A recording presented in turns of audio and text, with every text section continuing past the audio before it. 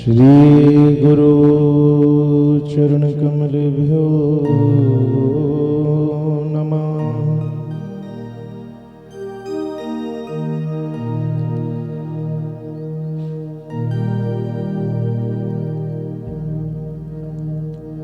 श्री कुल देवताभ्यो नमः।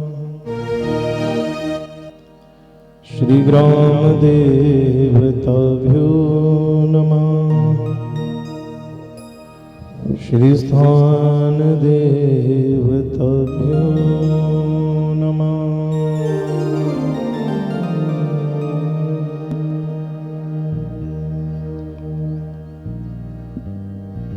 आइए पवन सुत विराजिए, राम दूत हनुमान। प्रेम सहित आसन धरो, सुनो कथा करूं।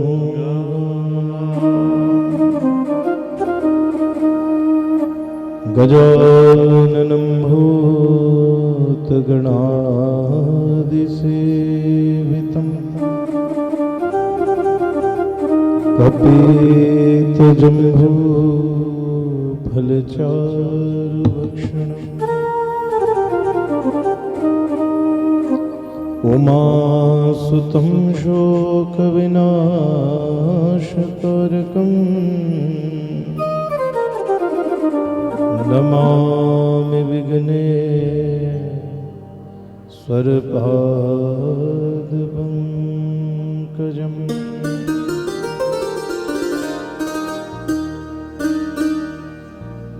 या कुन्देन्दुतुषारहारधवला, या शुभ्रवस्त्रावृता, या वीणावरदण्डमण्डितकरा, या श्वेतपद्मासना, या ब्रह्माच्युतशङ्करप्रभृतिभिः देवैः सदा वन्दिता। सा मां पातु सरस्वतीं भगवतीं निःशेषजाड्यापहा।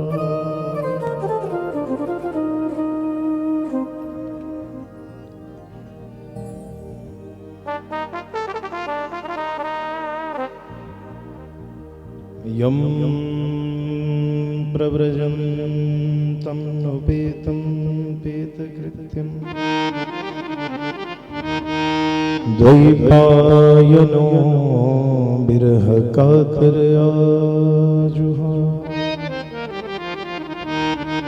पुत्रेति तन्मयत्यतर्वो विनिधो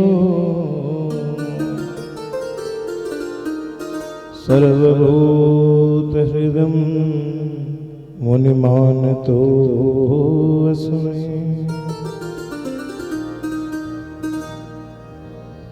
वंशी विभूषितकराननवनीरधावा, पीताम्बराद अरुणबिम्बफलधरुष्टा, पूर्णेन्दुसुन्दरमुखादरविन्दनेत्रा, कृष्णात् परं किमपि तत्त्वमहं न जाने। भवानी शंकरौ वन्दे श्रद्धा विश्वासरूपिणो, याभ्यां विना न पश्यन्ति सिद्धः शान्तस्थमेश्वरम्।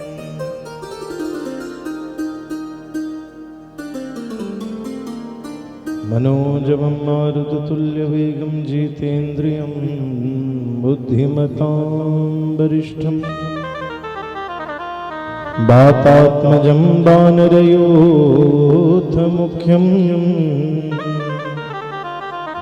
श्रीरामदूतं शरणं प्रपद्ये। श्रीरामदूतं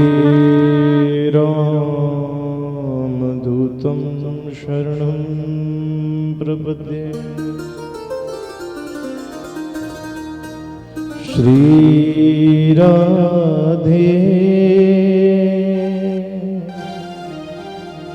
Shri Radhe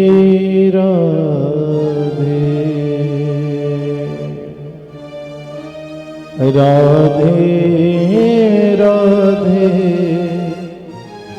Shri Radhe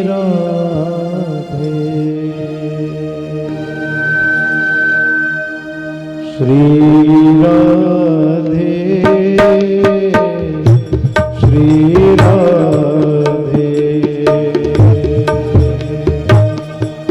Radhe Radhe Shri Radhe Shri Radhe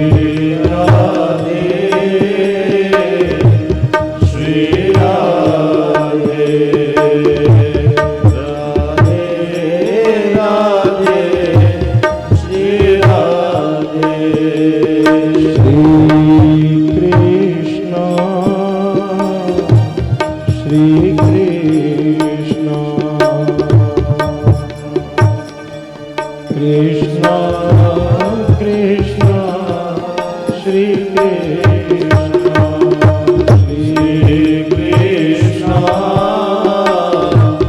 Shri Krishna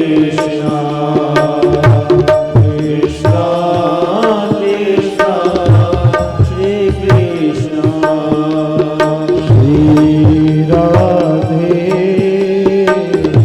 Shri Radhe Radhe Radhe Shri Radhe Radhe Shri Radhe Radhe Radhe Shri Radhe Shri Krishna Shri Krishna Krishna Krishna Shri Krishna Shri Krishna Shri Krishna Krishna Krishna Shri Krishna Shri Radhe Shri Radhe Radhe Radhe Shri Radhe Shri Radhe Shri Radhe Radhe Radhe Shri Radhe Shri Radhe Shri Radhe Radhe Radhe Shri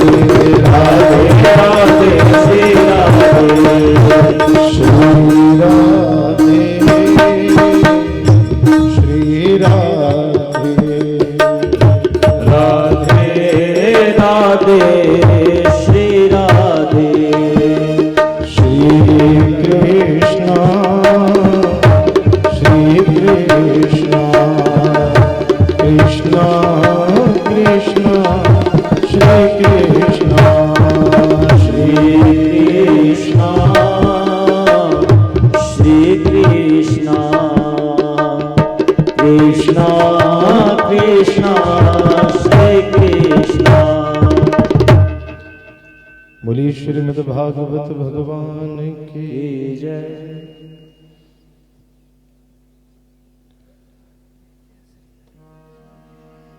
अनंत अनंत कोटि ब्रह्मांड नायक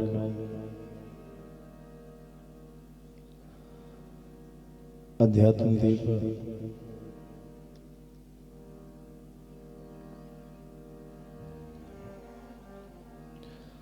अकारण करुणावृणालय परात्पर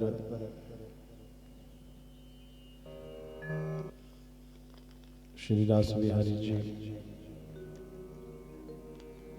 उनके आद्य शक्ति श्री राधा रानी जी सरकार की परम बानवे प्रतिस्वरूप श्रीमद् भागवत ज्ञान यज्ञ आज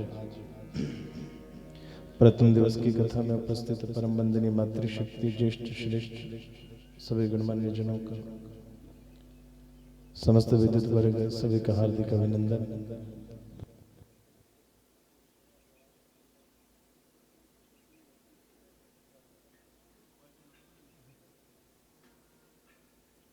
हरिओम हरिओम हरिओम हरिओम हरिओम हरिओम हरिओम हरिओम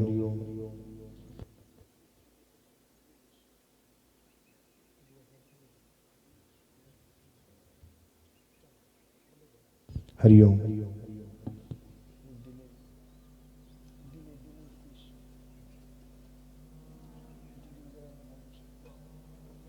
हरिओम हरिओम हरिओम हरिओम हरिओम हरिओम हरिओम श्री राधे।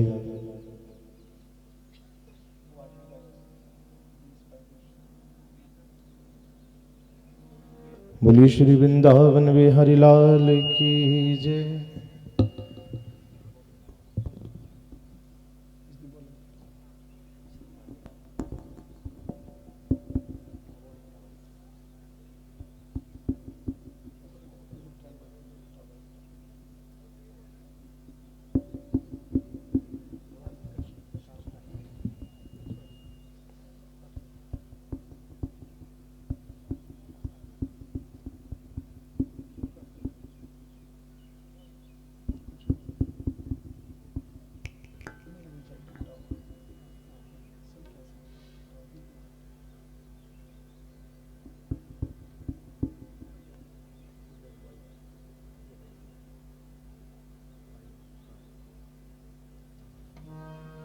बोले श्रीमद् भागवत भगवान की जय। परम परात्पर भगवान श्री कृष्ण जी की अनुकंपा से कृपा से आज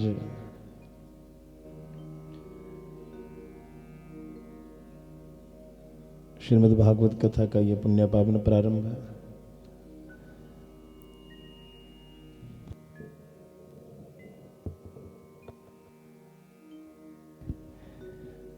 खैरिया भराड़ी में बड़े पुण्य भाव से समस्त यजमानों ने मिलकर के किया है। बाबा देहरा बाबा जी के पुण्य आशीर्वाद से, पुण्य अनुकंपा से स्थिति तो ऐसी थी कि आज लग रहा था कि आज कथा नहीं, सिर्फ भगवान जी की आरती भी हो जाए तो बड़ी कृपा। पर चलो बाबा जी की कृपा। कथा प्रारंभ में ही बाबा जी ने सूर्य दर्शन भी करवा दिया। बोलिए बाबा देहरा जी की।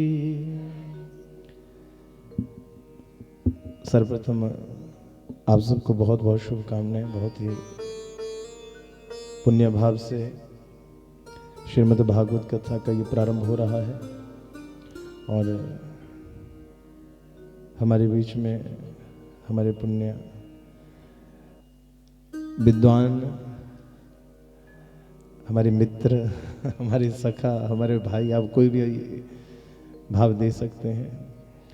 आदरणीय शास्त्री जी का भी बहुत बहुत स्वागत, कथा यजमान जी का भी खूब अभिनंदन और जितने भी श्रोतागण बैठे आप सभी का बड़े पुण्य भाव से बहुत बहुत अभिनंदन। श्रीमद् भागवत कथा का आज प्रथम दिवस।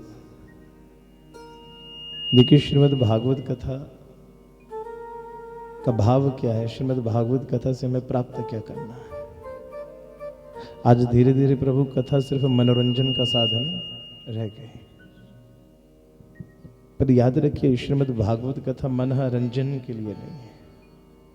ये मन को, जो हमारा मन विपरीत परिस्थितियों में भागता है ना, छोटा सा कथानक, जब भगवान श्री कृष्ण पांडवों की तरफ से दूत बनकर के आए थे ना कौरवों के पास, दुर्योधन से क्या कहा था कि भैया ज्यादा नहीं तो पांडवों को सिर्फ 5 गौं तो दे दे।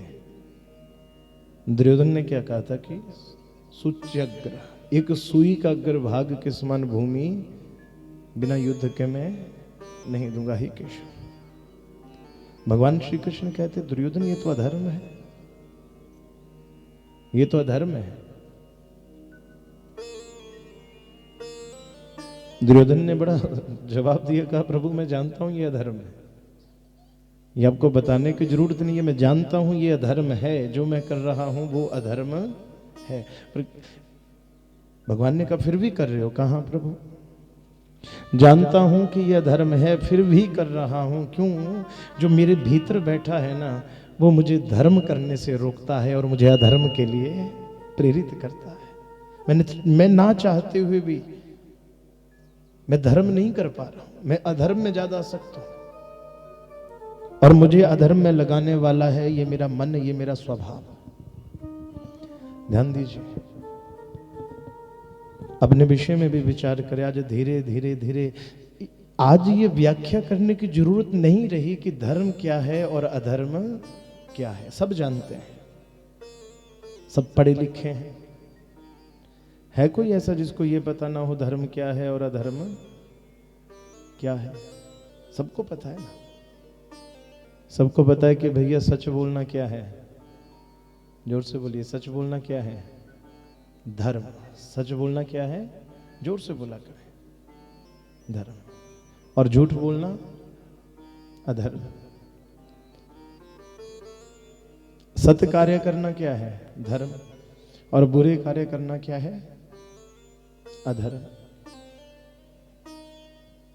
जानते तो सब हैं, पर वही है कि हमारा मन ऐसा हो गया है कि चाहकर के भी हम धर्म नहीं कर पा रहे हैं। अधर्म की तरफ हमारा मन ज्यादा आसक्ति हमारे भीतर हो। और इसी ये जो हमारे मन में अधर्म की आसक्ति ज्यादा हो गई, ये जो हमारा स्वभाव धीरे धीरे धीरे धीरे ऐसा बन गया कि हम अधर्म में ज्यादा चलने लगे। इसी मन को सुधारने के लिए, इसी स्वभाव को बदलने के लिए श्रीमद् भागवत कथा का श्रवण जीवन में बहुत जरूरी है।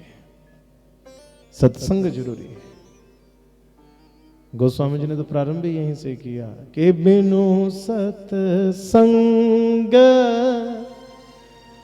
विवेक न होई, बिनु सत्संग विवेक न होई, राम कृपा बिनु सुलभ न सोई,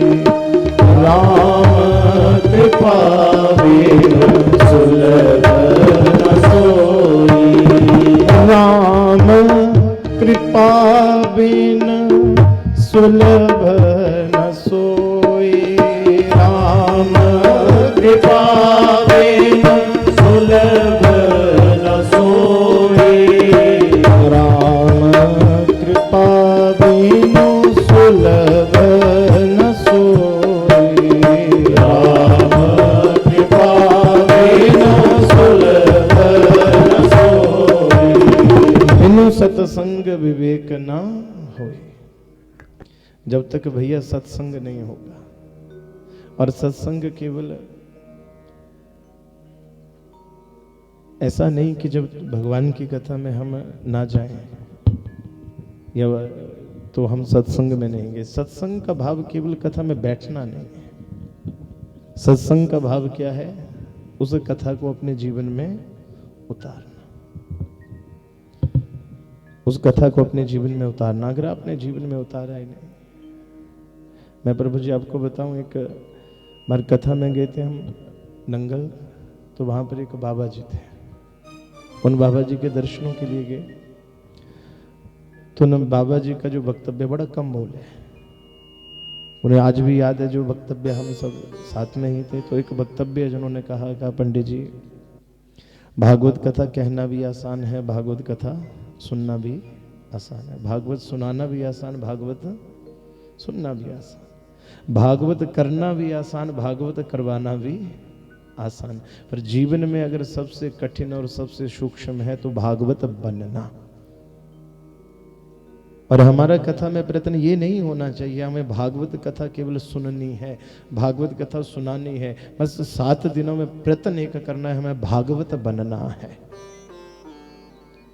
हमें भागवत बनने के लिए हमारी दौड़ होनी चाहिए, ना कि केवल मात्र भागवत सुनने के लिए। सुनने के लिए तो बढ़िया है, वो तो अब तो YouTube पे भी आप खूब सुनते रहिए, कोई कमी नहीं है। कहने का भाव क्या है कि 7 दिनों में आपको यहां आकर के केवल कथा सुननी नहीं है, इन व्यवस्थाओं में, भगवान की पूजा में, पाठ में, हर कार्य में आकर के सम्मिलित होकर के, क्योंकि जो स्वभाव है ये मन है तभी बदलेगा जब प्रभु कृपा होगी। बिनु हरि कृपा, भगवान की कृपा के बिना कुछ नहीं होगा। क्योंकि श्रीमद् भागवत कथा में भगवान को जो नाम दिया गया, भगवान को प्रथम अध्याय श्रीमद् प्रथम स्कंद में ही द्वितीय अध्याय में भगवान को एक नाम दिया गया, कहा अध्यात्म दीपम इति तितीर्षिताम तमोवंधम। अर्थात भगवान कौन है? भगवान है अध्यात्म दीप। प्रभु जी भगवान कौन है? अध्यात्म दीप। अर्थात हमारे मन के भीतर जो भक्ति का भाव पैदा करने वाले हैं वो कौन है? वो भी भगवान है। जब तक भगवान की कृपा ना हो, जब तक हमारे ठाकुर जी की कृपा ना हो, जब तक प्रिय प्रियतम जी की कृपा ना हो, तब तक जीवन में वो यथार्थ जो है, जो धर्म जो है, उसको प्राप्त करना हमारे लिए संभव ही नहीं। और भगवान जी की कृपा कब कैसे हो जाए ये कोई नहीं कह सकता। तो श्रीमद् भागवत कथा का मुख्य भाव हमें प्राप्त क्या करना है? और कुछ नहीं प्राप्त करना। यहां मन का रंजन नहीं करना है, मनोरंजन नहीं करना। अगर करना है तो मन का सुधार।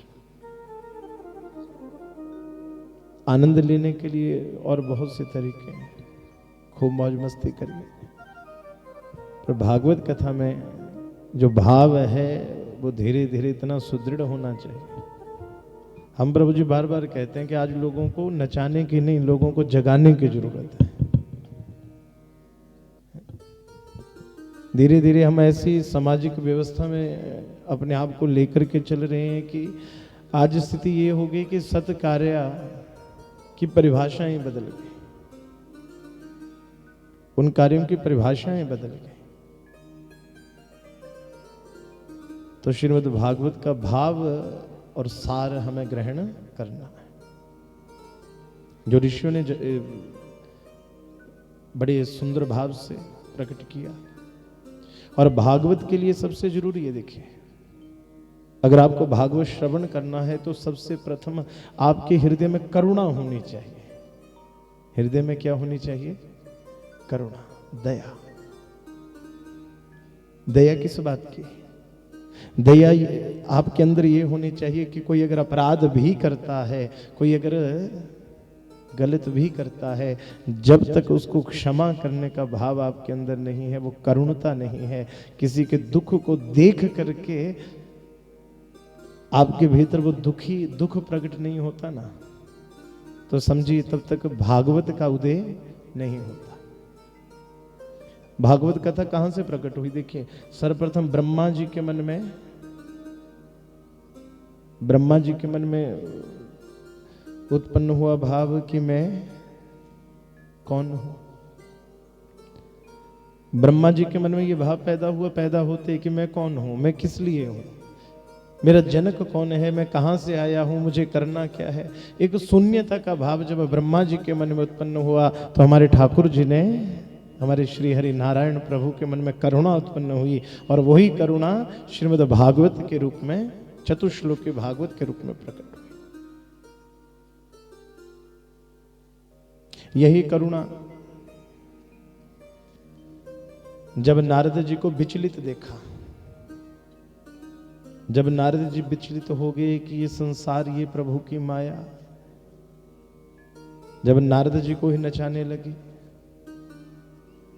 क्यों? नारद जी एक बार क्या किया कि वैकुंठ में प्रवेश किए। जैसे वैकुंठ में प्रवेश किए तो भगवान हमारे नारायण जी लक्ष्मी के सहित विराजमान थे। लक्ष्मी जी चरण दबा रही थी और भगवान नारायण और लक्ष्मी जी बड़े प्रेम से आपस में चर्चा कर रहे थे। पर जैसे लक्ष्मी जी ने देखा नारद जी आए तो लक्ष्मी जी वहां से उठ करके चली गई। पर पुरुष आए तो लक्ष्मी जी चली। अब जैसे लक्ष्मी जी वहां से गई तो नारद जी कहने लगे, प्रभु हम कोई ऐसे वैसे हैं क्या? हम कोई कामी हैं? हम कोई साधारण है? अरे हम इतने बड़े संत हैं, महात्मा हैं, और लक्ष्मी जी हमें देख कर उठ करके क्यों चली गई? भगवान कहते हैं कि भैया गृहस्थ धर्म में भाव तो है कि गृहिणी को पर पुरुष से, पति पत्नी को अगर चर्चा भी करनी है तो भैया पर पुरुष है, पर दूसरा ना हो। वहां पर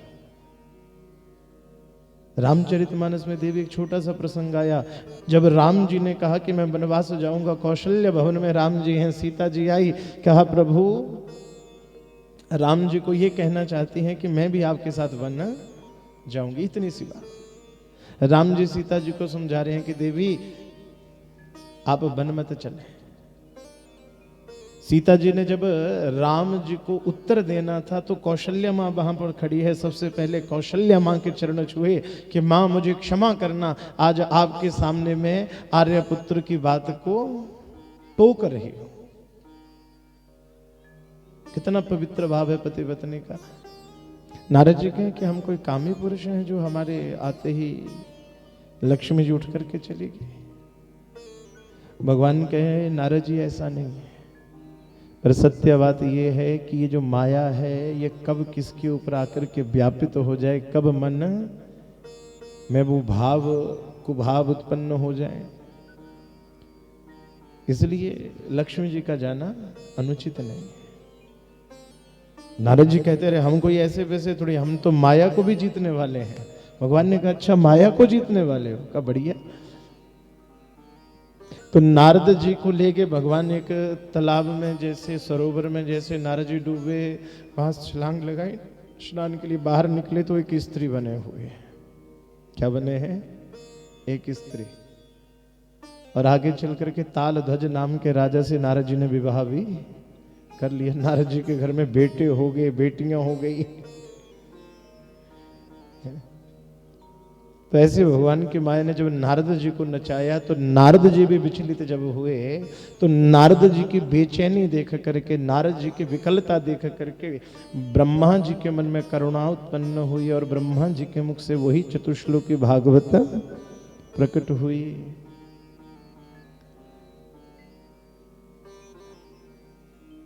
नारद जी को प्राप्त हुई।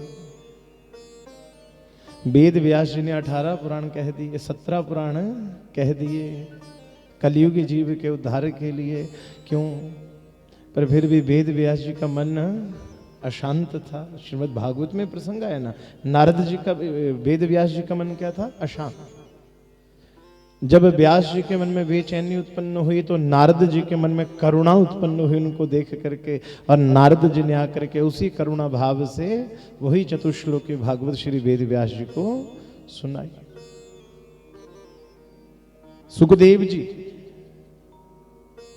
जब श्रीमद् भागवत कथा के 2 श्लोक सुन करके, जो निर्गुण उपासक थे, जो निराकार को मानने वाले थे, वो भी साकार की साधना करने के लिए आकर्षित हुए, तो उनके मन में भी एक बेचैनी रही, विकलता रही। क्या? कि मैं निर्गुण हूं, निराकार को मानने वाला हूं, ऐसा ना हो भैया साकार के पीछे भाग करके मैं अपनी साधना का विलोप कर दूं। अब जब सुखदेव जी के मन में ऐसी विकलता उत्पन्न हुई तो करुणता उत्पन्न हुई वेद व्यास जी के मन में। तो यही करुण भाव उन्होंने वेद व्यास जी ने श्री सुखदेव जी को सुनाए। परीक्षित को जब श्राप लगा, परीक्षित के मन विचलित हो गया कि म्रियमाणस्य किम कर्तव्यम। परीक्षित के मन में भी क्या उत्पन्न हुई थी? एक प्रश्न, एक बेचैनी, एक संदेह, एक संशय परीक्षित के मन में उत्पन्न हो गया। म्रियमाणस्य किम कर्तव्यम। तो हमारे सुखदेव जी के मन में करुणा उत्पन्न हुई, तो उन्होंने आकर के परीक्षित को यही कथा सुनाई। यही कथा जब धुंधुकारी प्रेत योनि को चला गया तो धुंधुकारी बेचैन हो गया, विकल हो गया कि अरे मैंने एक ब्राह्मण के कुल में पैदा होकर के ऐसे ऐसे कर्म कर दिए कि आज मुझे प्रेत की योनि मिली, आज मुझे प्रेत की योनि मिली। तो जब धुंधुकारी के मन में विकलता पैदा हुई, वो बेचैनी संदेह पैदा हुआ, तो वही करुणता हुई गोकर्ण जी के हृदय में प्रकट। श्रीमद् भागवत कथा प्रकट हो गई। नारद जी ने जब देखा कि भक्ति, ज्ञान और वैराग्य, भक्ति महारानी रो रही है, भक्ति महारानी रो रही है। क्यों? मेरे दोनों पुत्र ज्ञान और वैराग्य दोनों ही प्राप्त हो गए हैं बुढ़ापे को। जब भक्ति महारानी के मन में वो करुणता, वो एक विकलता उत्पन्न हुई, तो उनकी मन की बेचैनी को दूर करने के लिए श्री नारद जी के मन में वो करुणा, वो दया उत्पन्न हुई। तो नारद जी के मुख से श्रीमद् भागवत कथा प्रकट हुई। इस प्रसंग को सुनने के बाद एक बात तो भैया गांठ बांध लीजिए कि जब तक हमारे हृदय में वो विकलता ना पैदा हो, भगवत प्राप्ति की इच्छा पैदा ना हो, जब तक हमारा मन घबराए नहीं। आज लोग कहते हैं कि भागवत कथा सुनकर के मुक्ति नहीं मिलती, परीक्षित को मुक्ति मिली, बाकियों को मुक्ति नहीं मिली। अरे भैया भागवत कथा सुनने कौन आता है कि हम ये सुनने के लिए आए हैं कि नहीं, इस संसार की भाग दौड़ से हम बेचैन हैं, विकल हैं, हम छोड़ना चाहते हैं, हम विकलता हमारे हृदय में। जब तक विकलता ही नहीं उत्पन्न होगी तब तक कथा में करुणा कहां से उत्पन्न होगी? करुणा उत्पन्न करने के लिए सबसे पहले मन में ये भाव पैदा होना चाहिए कि हम जिस रास्ते पर चल रहे हैं वो रास्ता उचित नहीं है। अब जब तक भैया अपने हृदय में वही भाव पैदा नहीं होगा, हम क्या सोचते हैं कि नहीं भैया जो हम कर रहे हैं वो बिल्कुल सही है। भागवत कथा सुनने के लिए बैठे हैं ना, आज ही इसी समय अपने उन कृत्यों को याद करिए जो कृत्या गलत हुए हमसे। जितनी बार हमने अधर्म किया, झूठ बोला, क्रोध किया, किसी को भला बुरा कहा, किसी के प्रति हृदय में बुरी सोच रखी, उन कार्यों को याद करके एक आत्मगलानी का भाव कि हमने जो किया वो उचित नहीं था, हमने जो किया वो उचित नहीं था। और श्रीमद् भागवत कथा का श्रवण हम इसलिए नहीं करेंगे कि हमें अपने मन का रंजन करना है, हम इसलिए भी नहीं करेंगे कि अरे भैया बहुत सारे भक्त तो इसलिए भी आज कि भैया अब कथा आयोजन किया है तो आना तो पड़ेगा। कई बार ये भी भाव रहता है। देखिए, ना तो मन के रंजन के लिए आइए, ना किसी दिखावे के लिए आइए, बस यही कि भाव के लिए आइए कि जो भगवान की करुणता है, जो भगवान की दया है, मेरे प्रभु ने जिस अजामिल को, जिसने जीवन भर कोई पाप कर्म, वो पुण्य कर्म किया ही नहीं, अंत समय में एक बार नारायण कहने मात्र से मेरे प्रभु ने उसको मुक्त कर दिया। बस वही मुक्ति हमें भी चाहिए।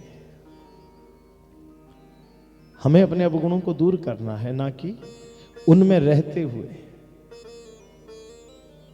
देखिए, जिस प्रकार से जीवन हम जीते हैं, जो हमारा आहार है, जो हमारे व्यवहार है, जो हमारा विचार है, उनके रहते हुए अगर आप सोचें कि आप भागवत भाव को प्राप्त कर सकते हैं तो क्षमा करना, वो हमारे बस की बात नहीं। श्रीमद् भागवत कथा का प्रारंभ होता है। श्री वेद व्यास जी सर्वप्रथम सत्य स्वरूप सच्चिदानंद रूपाय विश्वोत्पत्त्यादि हेतवे तापत्रय विनाशाय श्री कृष्णाय वयम नमः। भगवान श्री कृष्ण के चरणों में वंदन की। सौनक इत्यादि ऋषिगण बैठे हैं नैमिषारण्य में। श्री सूत जी का आगमन हुआ। ऋषियों ने प्रश्न किया कि हे सूत जी, अज्ञान ध्वंत विध्वंस कोटि सूर्य सम प्रभ सूताख्या ही कथा सारम मम कर्ण रसायनम भक्ति ज्ञान विरागाप्तो विवेको वर्धते महान् माया मोह निराशश्च वैष्णवे क्रियते कथम। जिस बात की हमने अभी तक चर्चा की, ऋषियों ने वही पूछा। सूताख्या ही में कथा सारम मम कर्ण रसायनम। ऐसी कथा सुनाइए जो कानों के मार्ग से जाए पर रसायन हो। ऐसी कथा ना हो कि भैया हमारे मन को अच्छी लगे कि आहा हा पंडित जी ने क्या सुंदर कथा सुनाई, भजन सुनने का मजा आ गया है। मजे के लिए नहीं। मम कर्ण रसायनम, जो कान के मार्ग से जाए, कर्ण मार्ग से जाए, पर हो औषधि। बात ऐसी हो कि भैया जब हमारे मन को लगे तो हमारा मन तड़पे कि नहीं प्रभु यहां हम गलत थे और ये कार्य हमें नहीं करना चाहिए। क्योंकि कोई भी पाप कर्म जब हम करते हैं, उस पाप कर्म की निवृत्ति कब होती है? सबसे पहले होना चाहिए पश्चाताप। क्या होना चाहिए? पश्चाताप। जो कर्ण मार्ग से जाकर के हमारा कल्याण करे, औषधि के समान हो। ये नहीं कहा कि प्रभु बड़ी मीठी मीठी कथा सुनाना, मम कर्ण रसायनम। और देवी जी, औषधि कैसी होती है? जरूरी नहीं मीठी हो, वो कड़वी भी हाँ हो, कभी मीठी हो। पर याद रखिए, मीठी दवाई किसको दी जाती है? बड़ों ने अगर पैरासिटामोल लेनी है तो वो कड़वी होती है कि मीठी? जोर से बोलिए। कड़वी। अगर छोटे बच्चों को देनी हो मीठी, पर उसमें फिर दवाई की क्वांटिटी कम होती है, उसमें स्वाद ज्यादा होता है। अब आप सोचिए, आपको ठीक होना है कि दवाई का आनंद लेना है? दवाई किस लिए खाते हैं? ठीक होने के लिए कि मौज लेने के लिए? जोर से बोलिए। ठीक होने के लिए। तो कथा किस लिए सुननी है? ठीक होने के लिए ही। पर ठीक होगा कौन? जो बीमार समझे अपने आप को पहले। जिसने खुद को बीमार ही नहीं समझा, भैया मैं तो ठीक हूं।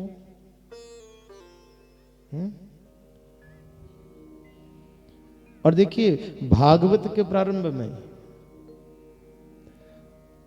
मुझे सच बताऊं तो प्रभु सबसे बढ़िया आनंद आने वाला है कथा का।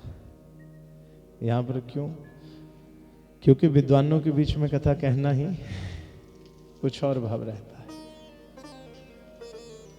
क्योंकि श्रीमद् भागवत कथा, ध्यान दीजिए, किसी के मन की बात नहीं है।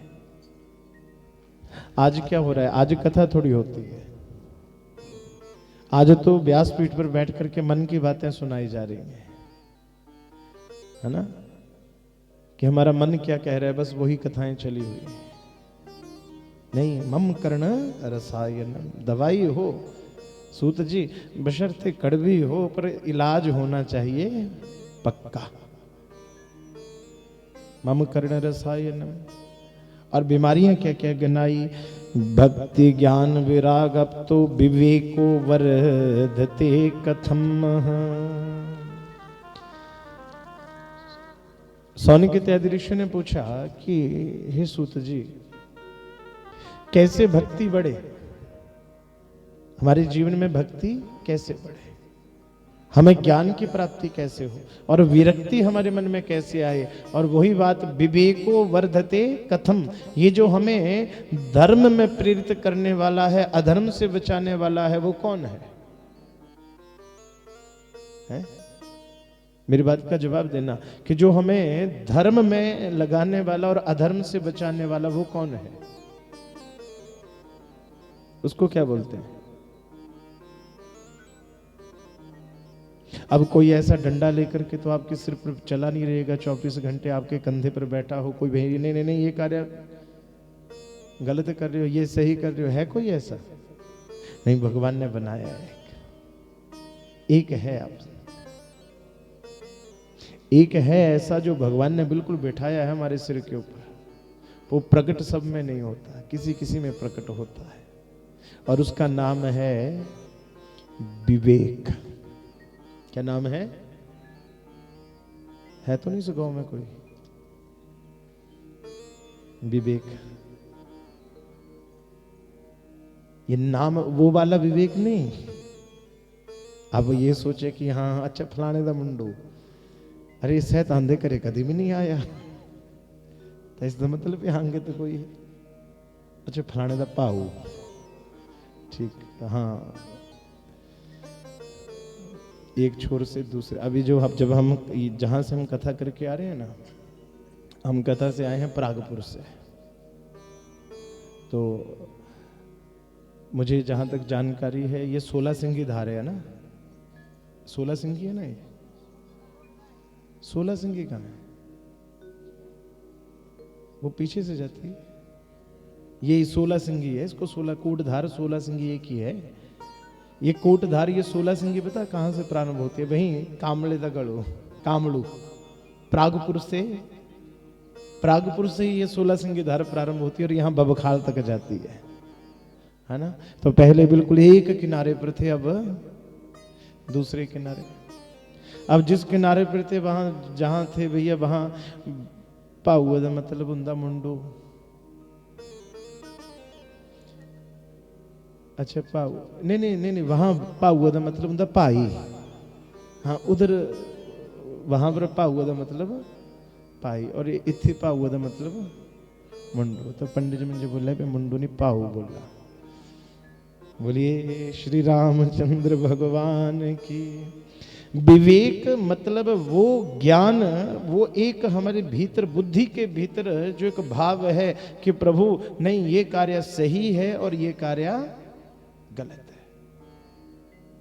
तो ऋषियों ने पूछा कि विवेको वर्धते कथम, उस विवेक की वृद्धि कैसे होगी? क्यों? और कोई नहीं हमें रोक सकता, कोई प्रवचन करता हमें नहीं रोक सकता, कोई कितना भी बड़ा व्यक्ति हो वो हमें नहीं रोक सकता। रोकने वाला कौन है? वही विवेक।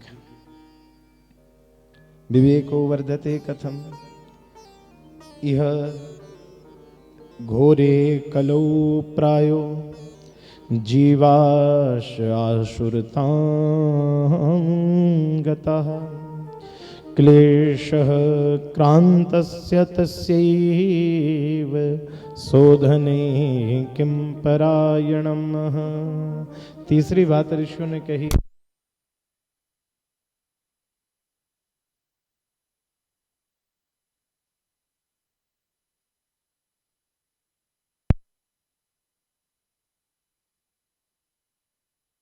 संसार में बड़ा सुंदर भाव कि जो जैसा होगा उसकी नियत भी, हाँ, जो जग कामी लोलुप जग माही कुटिल काक इब सब ही डराई। भैया जिसके मन में, गोस्वामी जी कहते हैं, हमारी वाणी नहीं है, गोस्वामी जी की वाणी है कि जिसके मन में लालच हो उसको सारी दुनिया कैसी दिखाई देगी? लालची। जिसके मन में चोरी हो उसको सारी दुनिया क्या दिखेगी?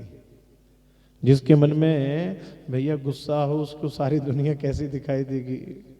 वैसे जो कामी हो उसको पूरी दुनिया में क्या दिखाई देगा? उसकी दृष्टि कभी अच्छी होगी नहीं। क्यों? वो काम कहीं बाहर नहीं है, वो काम कहीं बाहर नहीं है, वो काम कहां नाच रहा है? उसके हृदय में।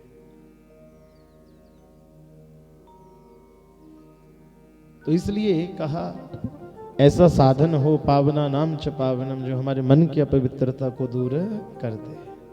और सबसे मुख्य बात भागवत जी की क्या है? देखिए श्रीमद् भागवत के महात्म्य में ही इसकी चर्चा हो गई। कृष्ण प्राप्ति करम शाश्वत साधनम तदवद अधुना।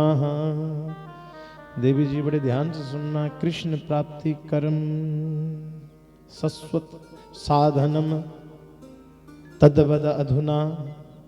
हे सूत जी ऐसा साधन बताइए जिस साधन से हमें कृष्ण की प्राप्ति हो। किसकी प्राप्ति हो? कृष्ण की। और शाश्वत प्राप्ति ऐसे ना हो कि जैसे हमें होती है। कैसे होती है? कि जब वृंदावन में ठाकुर जी के मंदिर में जाते हैं ना, गया है कोई? जरा हाथ खड़ा करना जिन्होंने बिहारी जी के दर्शन किए। पंडित जी कभी लेके चलो सबको। है मुझे लगता है एक बार दोबारा हाथ खड़ा करना जो बिहारी जी के जिन्होंने दर्शन किए हैं। धन्य हो आपने तो अर्धांगिनी को भी नहीं करवाए। पर ध्यान दें, कथा को समझे। आप किसी भी सत्संग में जाते हो, मंदिर में जाते हो, तो होता क्या है? अब जब बिहारी जी के यहाँ हम गए तो भैया मन में कैसा भाव आता है कि सब छोड़ करके बस यहीं बस जाए। और जब वहां से चलते हैं ना तो सबके जितने भी जाते हैं सबके मन में एक ही भाव होता है। अब जैसे माताएं भी जाती हैं ना जब यात्रा के लिए या कहीं धार्मिक कार्यक्रम के लिए, तब ये ना इन्हें कण तो दिया से जो चांता चाहे करा दे टाइम कड्डी के महीना महीना चलो जानी है रहन भैया ना, ऐसा बोलती हैं कि नहीं? बताइए। मंदिर में जब बिहारी जी के तो अरे पंडित जी अरे हम तो ऐसे भाग दौड़ में मचे, बढ़िया ट्रेन चलती है चाहे हर महीने आ जाए, होता है ना ऐसा। पर कब तक? कृष्ण प्राप्ति तो होती है, वो मन में भाव भी होता है कि नहीं अब भक्ति अब तो ऐसे ही करेंगे। कथा भी जब श्रीमद् भागवत कथा होती है ना तो अरे क्या देखो बढ़िया चार थोड़े थोड़े पैसे पाई क्या कथा कर लें, चाहे हर साल करना है। इतना सुंदर इतना अच्छा भाव रहता है। पर ये भाव कब तक? तो यहां श्रीमद् भागवत के श्लोक में क्या कहा गया? कहा हमें ऐसी प्राप्ति नहीं चाहिए कि आज मन किया है कि एक पल में योगी एक पल में भोगी कि पल में विरागी कि पल में ज्ञानी। बदलता है जो क्षण क्षण प्रीति अपनी कि बदलता है जो क्षण क्षण प्रीति अपनी। कभी इस मन के भरोसे न रहना, कभी इस मन के भरोसे न रहना। ये तन की मति है मगर है विनाशी, ये तन की मति है मगर है विनाशी। कभी अगले क्षण के भरोसे न रहना, कभी अगले क्षण के भरोसे न रहना। तो कहा हमें ऐसा साधन नहीं चाहिए कि आज मन किया कि भगवान का भजन करें, कल को फिर चले तो दोबारा मन ही ना करे जाने का। अब उस समय तो बोलते हैं कि प्रभु हर महीने आ जाएं, 6 महीने में आ जाएं, फिर 4 साल बीत जाते हैं, फिर याद ऐसा है कि नहीं? सत्य है ना? कहा ऐसा साधन नहीं चाहिए। साधन कैसा चाहिए? कृष्ण प्राप्ति कर्म शाश्वत। एक बार जो भगवान आए तो फिर जाएं नहीं, एक बार प्राप्ति अगर हो जाए सस्वत साधनम तद्वद अधुना। और हे सूत जी, हम इसलिए पूछ रहे हैं क्योंकि आज आप जैसे संत आए हैं, और आप जैसे संत आने के बाद भी हमारे मन में ये प्रश्न रह जाए, संदेह रह जाए, तो ये उचित नहीं। इसलिए हे श्री सूत जी, आप हमें हमारे समस्त प्रश्नों का उत्तर प्रदान करें। सूत जी ने जैसे प्रश्न सुने गदगद हो गए, आनंदित हो गए। सूत जी कहने लगे, प्रीत ही शौनक चित्ते हयत्योवाच में विचार्य च सर्व सिद्धांत निष्पन्नम संसार भये नाशनम। सूर्य कहते हैं, ऋषि आपने बहुत ही सुंदर प्रश्न पूछा है। सर्व सिद्धांत निष्पन्नम, मैं आपको वही कथा सुनाता हूं जिसमें धर्म के समस्त सिद्धांतों की चर्चा है। आज धर्म की परिभाषा बदल रही है, विरोध कर रहे हैं। जो वैराग्य वाले हैं वो ज्ञानियों का विरोध कर रहे हैं, जो ज्ञानी हैं वो। और एक बात याद रखिए, किसी दूसरे को छोटा बना करके आप बड़े नहीं बन सकते। श्रीमद् भागवत कथा एक ऐसी, इसमें किसी सिद्धांत को छोटा नहीं कहा गया। इसमें यह नहीं कहा गया कि ये कार्य कम है और जो हम बता रहे हैं वो सबसे ज्यादा है। आज आप कहीं भी चले जाइए, किसी भी प्रवचन में चले जाइए, किसी भी गुरु की शरण में चले जाइए, कहते क्या है कि भैया जो हम बता रहे हैं वही सबसे, बाकी सब तो झूठ। अरे हमारा तो कहना यह है कि भगवान की कथा ऐसी होनी चाहिए जिसमें सब सिद्धांतों की चर्चा हो। क्यों? श्रीमद् भागवत में सूर्य का प्रथम, जब सूर्य बोलने लगे सबसे पहले बात यही बोली, सर्व सिद्धांत निष्पन्न। हम क्यों एक की जय जयकार करें? अरे हो सकता है भैया अब ये इस तरह से है, जैसे आपको आना है कलोल। कहाँ आना है? कलोल, तलाई से। तो भैया या मान लीजिए बड़सर से आना है, तलाई तो बड़ा नजदीक हो गया ना, बड़सर से आना है। अब हो देखिए, एक रास्ता थोड़ी है। हो सकता है भैया आप सीधे तलाई से, तलाई होकर के आ जाए। अगर आप हो सके निघार से होकर के आ जाइए। और बढ़िया चलना है भैया लठियाणी से आप सीधा, हाँ उस रास्ते से भी आ सकते हैं। और करना है तो चाहे बिजड़ हो के सीधा बरठी पहुंचो वहां से। अब देखो कितने रास्ते। अब होगा क्या भैया, जो जिस रास्ते पर गया होगा,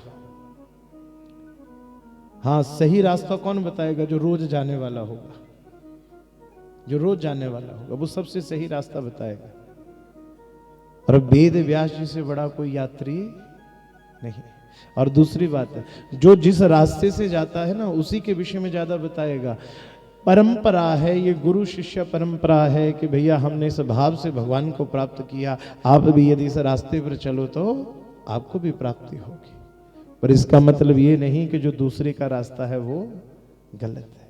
हो सकता है आपका रास्ता शॉर्ट हो, उनका थोड़ा लंबा हो। तो देखिए, श्रीमद् भागवत एक ऐसा ग्रंथ है जिसमें सब सिद्धांतों का विस्तार से वर्णन किया गया।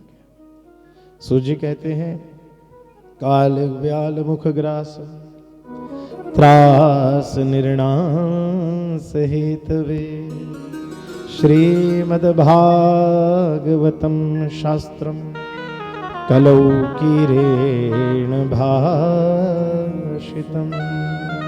कलौ कीरेण भाषितम् कलौ कीरेण भाषितम्। श्री राम श्री राम श्री राम श्री राम। काल व्याल मुख ग्रास काल व्याल मुख त्रास निर्णास हेतवे श्रीमद् भागवतम शास्त्रम अलौकिरेण भाषितम्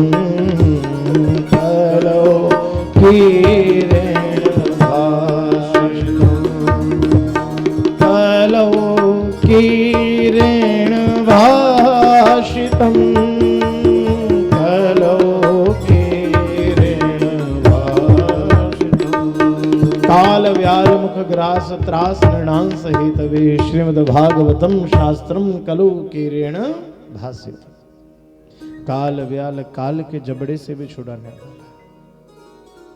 पर इसका मतलब ये मत लेना कि जो भागवत सुने वो मरे ही नहीं, पर जो मृत्यु का भय है, मृत्यु का जो भय है, उस भय से हमें मुक्त करने वाला कोई ग्रंथ है। श्रीमद्भागवतम शास्त्रम वो है श्रीमद्भागवत महापुराण। बोलिए श्रीमद्भागवत भगवान की जय। कलौ कीरेण भाषितम्। और कहा भैया ये किसने कही? कलौ, कलौ मतलब कलयुग। कीरेण भाषितम्, ये कथा तोते के द्वारा। कीर माने तोता, कीरेण भाषितम्। कीर माने तोता, यानी श्री सुखदेव जी का यहाँ पर संक्षिप्त एक सांकेतिक भाव से उनको याद किया गया। एक संकेत है कि श्री सुखदेव बाबा ने कथा कही। कलौ कीरेण भाषितम्। एक भाव क्या है कि श्रीमद् भागवत कथा तो प्रभु गोकर्ण ने भी कही, श्रीमद् भागवत कथा तो कलयुग में केवल सुखदेव जी ने कथा नहीं कही थी। कलौ कीरेण भाषितम् शब्द आया, पर ध्यान दीजिए कलयुग में केवल कथा श्री सुखदेव जी ने थोड़ी कही थी। कलयुग में ये कथा, कलयुग के आगमन होते ही भक्ति ज्ञान वैराग्य जब पीड़ित हुए तो सनक आदि ऋषियों ने ये कथा कही थी ना।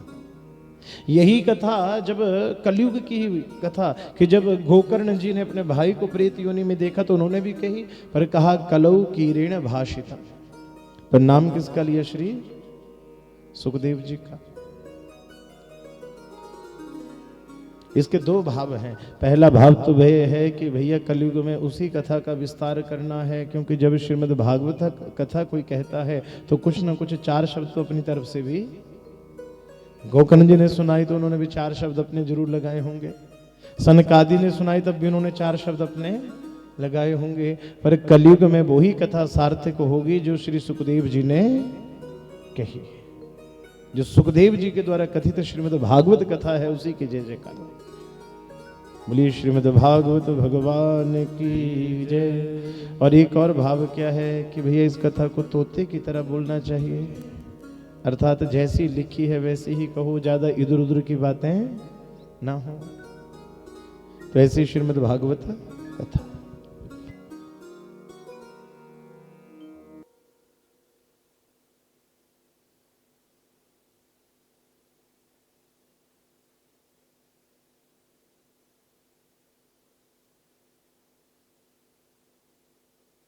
हो गया ज्यादा, 5 बज रहे हैं, है ना। तो आइए आज की कथा को ज्यादा लंबा ना खींचे, यहीं पर आज की कथा को विश्राम दें, क्योंकि आज समय भी थोड़ा ज्यादा है। तो कल से विधिवत, कल कथा का समय क्या होगा? 12 से 3, ठीक 12 बजे से लेकर के 3 बजे तक श्रीमद् भागवत कथा का प्रवचन हुआ करेगा। प्रातःकालीन पूजा का समय है पंडित जी, प्रातःकालीन पूजा का समय 8 से 10 बजे तक प्रातःकालीन पूजा का समय रहेगा।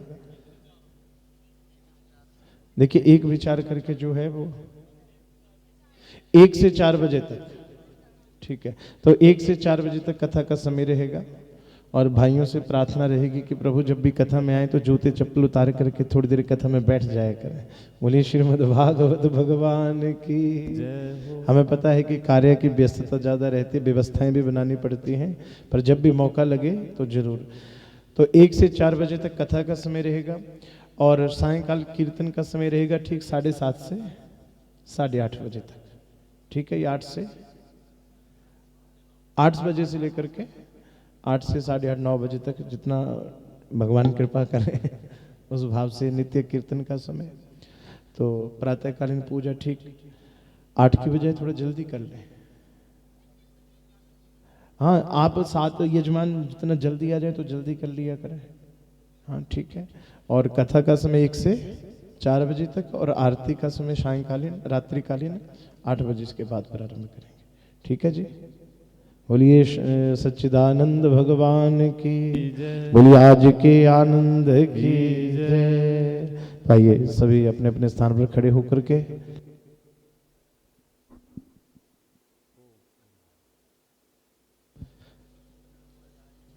अच्छा, तो आइए आज भगवान जी की आरती करके, श्रीमद् भागवत भगवान की आरती करके आज की कथा को विश्राम दें। बोलिए श्रीमद् भागवत भगवान की जय।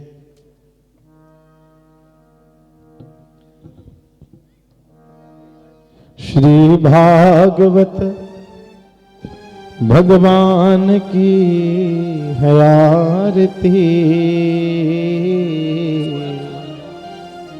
पापियों को पाप से है तारती। श्री भागवत भगवान की है आरती, पापियों को पाप से है तारती। श्री भागवत भगवान की है आरती,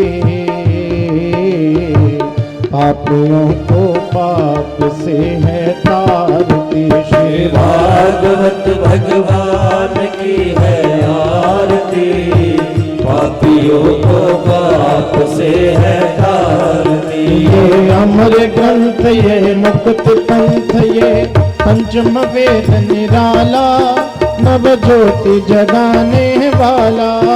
ये अमर ग्रंथ यह मुक्ति पंथ यह पंचम वेद निराला, नव ज्योति जगाने वाला। हरि नाम यही हरि धाम यही, हरि नाम यही हरि धाम यही, हरि नाम यही हरि धाम यही, हरि नाम यही हरि धाम यही। ये जग मंगल की आरती, पापियों को पाप से है तारती। श्री भागवत भगवान की है आरती, पापियों को पाप से है तारती। ये शांति गीत पावन पुनीत पापों को मिटाने वाला, हरि दर्श कराने वाला। यह शांति गीत पावन पुनीत पापों को मिटाने वाला, हरि दर्श कराने वाला। ये सुख करणी ये दुख हरणी, ये सुख हरणी ये दुख हरणी, ये सुख करणी ये दुख हरणी, ये सुख करणी ये दुख हरणी। श्री मधुसूदन की आरती, पापियों को पाप से है तारती। श्री भागवत भगवान की है आरती, पापियों को पाप से है तारती। ये मधुर बोल जगवंद खोल सन्मार्ग बताने वाला, बिगड़ी को बनाने वाला। ये मधुर बोल जगवंत खोल सन्मार्ग बताने वाला, बिगड़ी को बनाने वाला।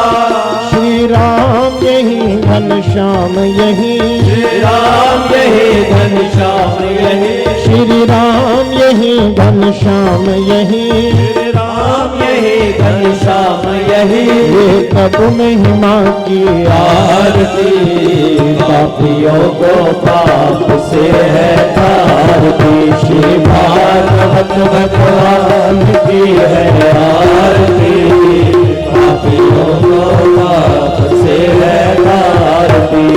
कर्पूर गौरम करुणावतारम संसार सारम भुजगेन्द्रहारम, सदा वसंतं हृदयारविन्दे भवं भवामि सहितं नमामि। त्वमेव माता पिता त्वमेव, त्वमेव बन्धुः सखा त्वमेव, त्वमेव विद्या द्रविणं त्वमेव, त्वमेव सर्वं मम देव। अच्युतं केशवं रामं नारायणं कृष्ण दामोदरं वासुदेवं श्रीधरं माधवं गोपिकावल्लभं जानकीनायकं रामचन्द्रं भजे, राधिकानायकं कृष्णचन्द्रं भजे। भजे पार्वती नायकं भालचन्द्रं भजे यज्ञम यजन्त देवासा तानि धर्माणि प्रथमान्यासन्न देहनागं महिमानः सजन्त यत्र पूर्वे साध्याः सन्ति देवाः ॐ नाना सुगन्धित पुष्पाणि यथा कालोद्भवानि च पुष्पाञ्जलिर्मया दत्ता गृहाण परमेश्वरा ॐ भूर्भुवः स्वाहा एक मंत्र पुष्पांजलिं समर्पयामि सर्वेभ्यो देवेभ्यो नमो नमः। बोली गणपति भगवान की जय, शंकर भोलेनाथ की जय, जगदम्बा मैया की जय, अपने अपने गुरु महाराज की जय, धर्म की जय, अधर्म का विनाश, प्राणियों में सद्भाव, विश्व का कल्याण, हरि नाम संकीर्तन का प्रसार, गौ माता की जय, भारत माता की जय, जगदियां जोता वाली माता तेरी सदा ही जय। ओम नमः पार्वती पतये हर हर महादेव शंभो तेरी सदा ही जय। जय जय श्री राधे, जय जय श्री राधे, जय जय श्री राधे श्याम।